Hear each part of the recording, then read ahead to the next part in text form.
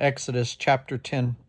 The Lord said to Moses, "Go to Pharaoh, for I have hardened his heart and the hearts of his officials, so that I may perform these signs of mine among them, that you may tell your children and grandchildren how I dealt harshly with the Egyptians, and how I performed my signs among them, and that you may know that I am the Lord." So Moses and Aaron went to Pharaoh and said to him, "This is what the Lord, the God of the Hebrews, says. How long will you refuse to humble yourself before me? Let my people go, so that they may worship me. If you refuse to let them go, I will bring locusts into your country tomorrow. They will cover the face of the ground so that it cannot be seen. They will devour what little you have left after the hail, including every tree that is growing in your fields. They will fill your houses and those of all your officials and all the Egyptians, something neither your parents nor your ancestors have ever seen from the day they settled in this land till now." Then Moses turned and left Pharaoh. Pharaoh's officials said to him, "How long will this man be a snare to us? Let the people go so that they may worship the Lord their God.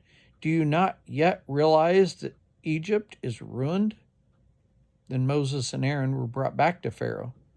"Go, worship the Lord your God," he said, "but tell me who will be going."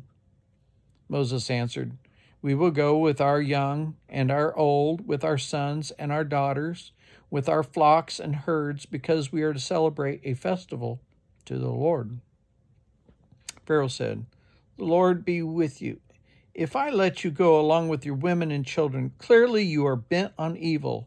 No, have only the men go and worship the Lord, since that's what you've been asking for." Then Moses and Aaron were driven out of Pharaoh's presence. And the Lord said to Moses, "Stretch out your hand over Egypt, so that locusts swarm over the land and devour everything growing in the fields, everything left by the hail."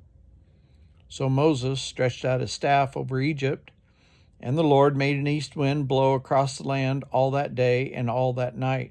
By morning the wind had brought the locust. They invaded all Egypt and settled down in every area of the country in great numbers.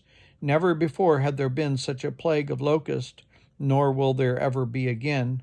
They covered the ground till it was black. They devoured all that was left of the hail, everything growing in the fields and the fruit on the trees. Nothing green remained on tree or plant in all the land of Egypt. Pharaoh quickly summoned Moses and Aaron and said, "I have sinned against the Lord your God and against you. Now forgive my sin once more and pray to the Lord your God to take this deadly plague away from me." Moses then left Pharaoh and prayed to the Lord, and the Lord changed the wind to a very strong west wind, which caught up the locust and carried them into the Red Sea. Not a locust was left anywhere in Egypt. But the Lord hardened Pharaoh's heart, and he would not let the Israelites go. Then the Lord said to Moses, "Stretch out your hand towards the sky, so that darkness spreads over Egypt, darkness that can be felt." So Moses stretched out his hand towards the sky, and total darkness covered all of Egypt for 3 days. No one could see anyone else or move about for 3 days. Yet all the Israelites had light in the places where they lived. Then Pharaoh summoned Moses and said, "Go worship the Lord. Even your women and children may go with you. Only leave your flocks and herds behind." But Moses said, "You must allow us to have sacrifices and burnt offerings to present to the Lord our God. Our livestock, too, must go with us. Not a hoof is to be left behind.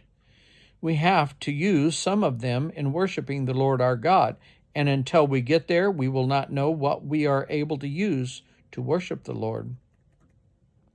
But the Lord hardened Pharaoh's heart, and he was not willing to let them go. Pharaoh said to Moses, "Get out of my sight. Make sure you do not appear before me again. The day you see my face, you will die." "Just as you say," Moses replied. "I will never appear before you again."